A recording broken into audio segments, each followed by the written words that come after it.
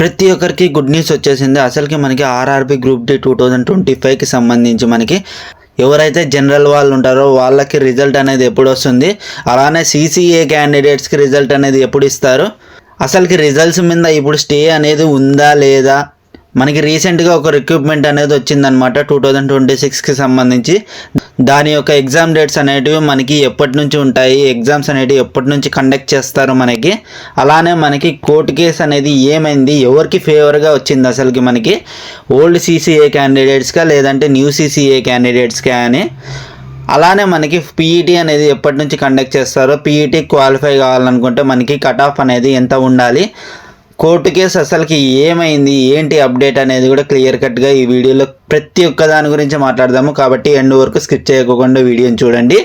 మీరు చేయాల్సిన పని ఏమంటే మీ కేటగిరీను మీ మార్క్స్ అనేవి కమెంట్ చేయండి. మీరు పీఈటీకి క్వాలిఫై అవుతారా లేదా, అసలుకి సేఫ్ స్కోరా కాదా అనేది నేను చెప్తాను. నేను చెప్పేది కూడా ఎక్స్పెక్టెడ్ కట్ ఆఫ్ మాత్రమే. అలానే కోర్టు కేసు గురించి మీ ఒపీనియన్ ఏంటో ఖచ్చితంగా కమెంట్ చేయండి. చాలా ఇంపార్టెంట్ అనమాట ఇది మాత్రము. ప్రతి ఒక్క ఆస్పిరెంట్ ఎంత సఫర్ అవుతున్నారు అనేది తెలుస్తుంది అనమాట మనకు కూడా. వీడియోలోకి వెళ్ళిపోయి ముందర ఒకే ఒక లైక్ చేసి హైప్ చేయడం మాత్రం మర్చిపోకండి. చాలా ఇంపార్టెంట్, ప్రతి ఒక్కరికి రీచ్ అవుతుంది అనమాట. ప్రతి ఒక్క ఆస్పిరెంట్కి యూస్ఫుల్ అవుతుంది. కాబట్టి ఎవరైతే ఆర్ఆర్బి గ్రూప్ డికి ప్రిపేర్ అవుతున్నారో ప్రతి ఒక్కరికి ఈ వీడియోని షేర్ చేయండి. ఇలాంటి లేటెస్ట్ అప్డేట్స్ కోసం మన ఛానల్ని సబ్స్క్రైబ్ చేసుకోండి. Let's get in to the video. First మనము కోర్టు కేసు అనేది ఏమైందా అని తెలుసుకున్నట్టయితే మనకి తెలిసిండేదే తెలంగాణ హైకోర్టులో మనకి ఒక కేసు అనేది నడుస్తుంది ఆర్ఆర్బి గ్రూప్ డికి సంబంధించి. ఓల్డ్ సిసిఏ క్యాండిడేట్స్కి ప్రాక్టికల్ ప్లస్ థియరీ అనేది ఉండేదన్నమాట. వాళ్ళ మార్క్స్ అనేటివి తక్కువగా వచ్చేది. న్యూ సిసిఏ క్యాండిడేట్స్కి జస్ట్ ప్రాక్టికల్ మీదనే మార్క్స్ అనేటివి ఇస్తున్నారనమాట. దానివల్ల మార్క్స్ అనేటివి చాలా ఎక్కువగా వస్తున్నాయి. దీన్ని బేస్ చేసుకుని ఓల్డ్ సిసిఏ వాళ్ళు న్యూ సిసిఏ వాళ్ళ మీద కేసు అనేది ఫైల్ చేశారనమాట. ఏదైతే డీజీటీ ఫ్రేమ్వర్క్ ఉందో అది చేంజ్ చేయాలి, ఎవరైతే ఓల్డ్ సిసిఏ క్యాండిడేట్స్ ఉన్నారో వాళ్ళకి న్యాయం జరగాలని పోరాడుతున్నారనమాట. దాన్ని బేస్ చేసుకొని వాదోపవాదాలు అనేటివి జరిగినాయి. మనకి అసలుకి ఎవరికి ఫేవర్గా ఉండేది అనేది కూడా మాట్లాడదాము.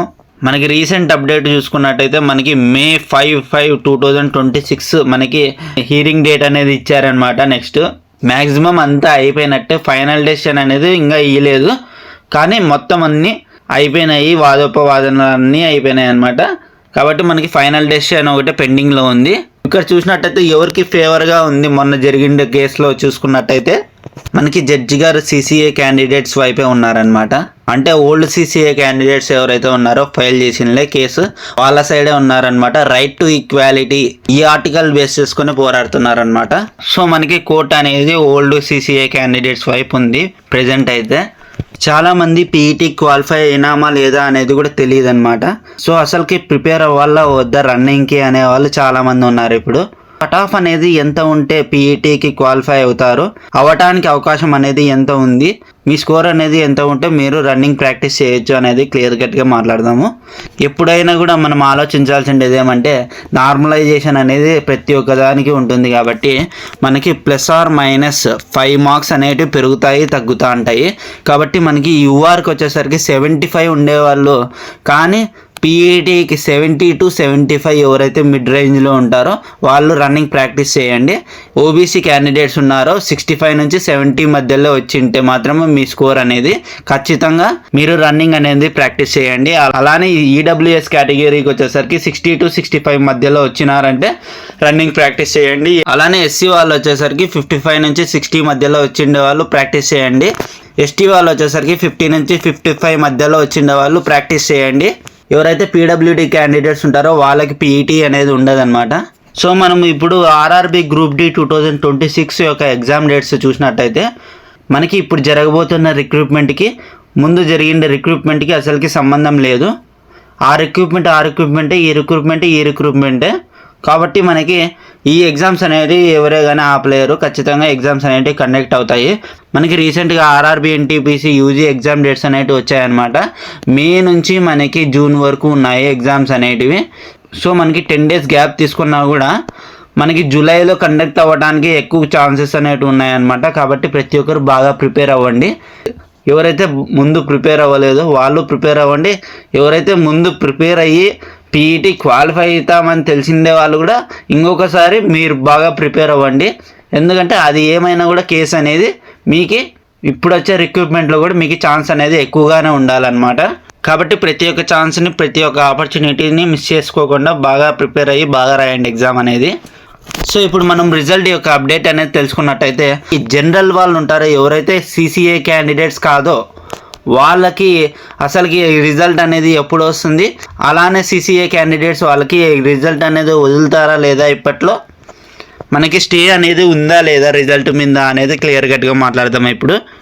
సో మనకి కోర్టు కేసులో ప్రొసీడింగ్స్ని బేస్ చేసుకొని మనకి 26/3/2026 నాడు మనకి స్టే అనేది విధించారనమాట.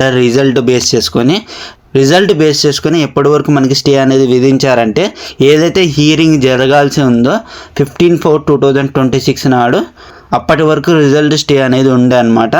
మనకి 15/4/2026 నాడు జడ్జి గారు లీవ్లో ఉన్నారు. మనకి 17th నాడు కోర్టు కేసు అనేది జరిగింది. మనకి ఆ రోజుకి మనకి రిజల్ట్ మీద ఉండే స్టే అనేది ఎత్తేసారనమాట.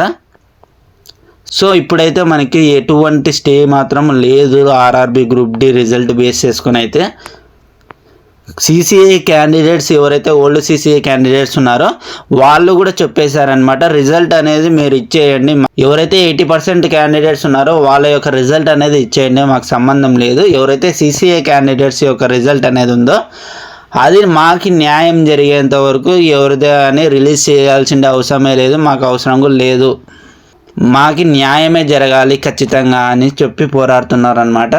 సో మనకి ఆర్ఆర్బి గ్రూప్ డి రిజల్ట్ మీద అయితే మనకి ఎటువంటి స్టే లేదు. సో మనకి ఆర్ఆర్బి బోర్డు ఎప్పుడైనా రిలీజ్ చేయొచ్చు రిజల్ట్ అనేది. సో మనకి ఛాన్సెస్ వచ్చేసరికి ఏప్రిల్ ఎండింగ్ కానీ మనకి మే ఫస్ట్ వీక్లో కానీ రావడానికి ఛాన్సెస్ అనేవి ఉన్నాయి.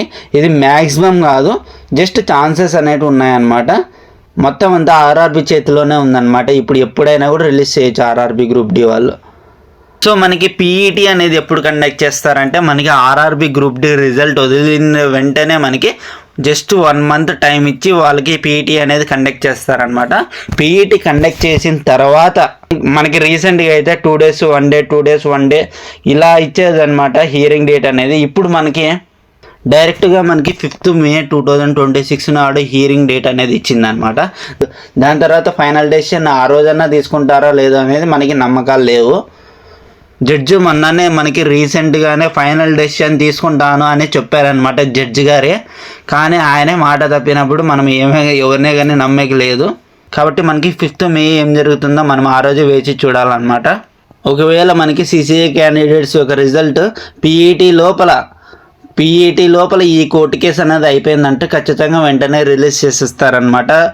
జనరల్ వాళ్ళకి మెరిట్ లిస్ట్ వదిలే టైంలోనే సిసిఏ క్యాండిడేట్స్కి వదిలేస్తారు. అయితే ఆర్ఆర్బి గ్రూప్ డికి ఫ్రీ కోర్సెస్ అనేవి కావాలనుకుంటారో వెంటనే వెళ్ళి టెలిగ్రామ్ గ్రూప్లోకి జాయిన్ అయిపోండి. లింక్ అనేది డిస్క్రిప్షన్లో ప్రొవైడ్ చేస్తాను. మీకు ఎలాంటి డౌట్ ఉన్నా ఖచ్చితంగా కామెంట్ చేయండి. వీడియోని ఇంకా లైక్ చేయకుండా ఒక లైక్ చేసి హైప్ చేయడం మాత్రం మర్చిపోకండి.